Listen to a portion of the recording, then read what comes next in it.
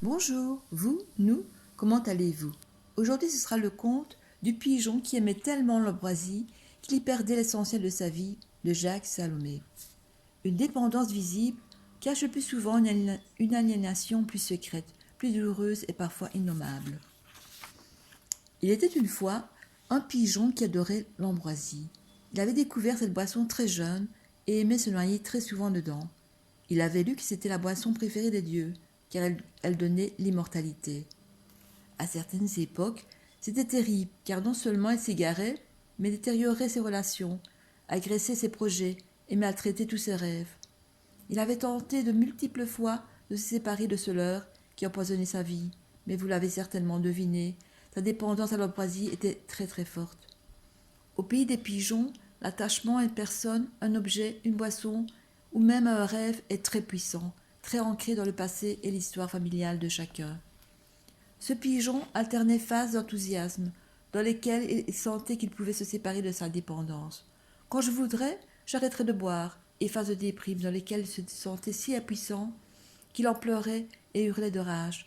De toute façon, je suis foutu, je n'y arriverai jamais. Entre ces deux phases, il y avait en lui la honte de rechuter, de retomber dans ses égarements, dans sa folie envers l'ambroisie. Il avait adhéré à un groupe de paroles, où chacun pouvait se dire et surtout avoir le sentiment d'être entendu. Il se reconnaissait tout à fait comme un alcoolique dépendant et sentait bien qu'il aurait du mal à s'engager dans une relation d'amour de longue durée. En effet, comment peut-on s'allier si on n'est pas délié? Comment peut-on s'engager avec un objet d'amour? Au pays des pigeons, on utilise parfois ce langage un peu psychologisant si on reste toujours dépendant d'un objet d'attachement tel que l'ambroisie. Et puis, comment trouver une pigeonne qui accepterait de vivre à trois, lui, elle et l'ambroisie? Il ne savait pas que beaucoup de pigeonnes sont prêtes à cela. Un jour, il entendit parler d'un praticien en symbolisation qui tentait de réconcilier les pigeons avec ce langage oublié. Et celui-ci lui dit à peu près ceci. Votre attachement à l'ambroisie me paraît important, vital pour vous, même s'il vous détruit et vous empêche de vivre votre vraie vie. Il vous donne au moins une vie de remplacement. Il doit donc être respecté, puisque cet attachement remplit une fonction essentielle dans votre existence. Ce praticien lui proposa alors de symboliser son attachement à l'ambroisie par un objet rare et précieux.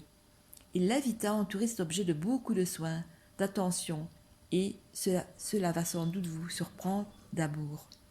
Par exemple, il lui proposa de l'emmener au cinéma, de lui faire écouter de la musique, de lui offrir des roses, bref, de lui donner des marques d'attention et d'amour.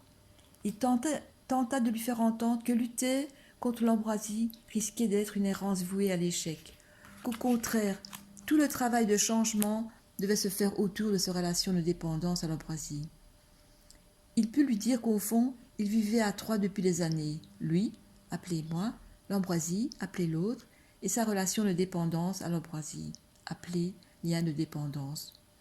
Il fut invité à centrer ses efforts sur ce lien de dépendance. Cela peut sembler fou ou complètement incompréhensible, et pourtant, ce praticien ne proposa rien d'autre.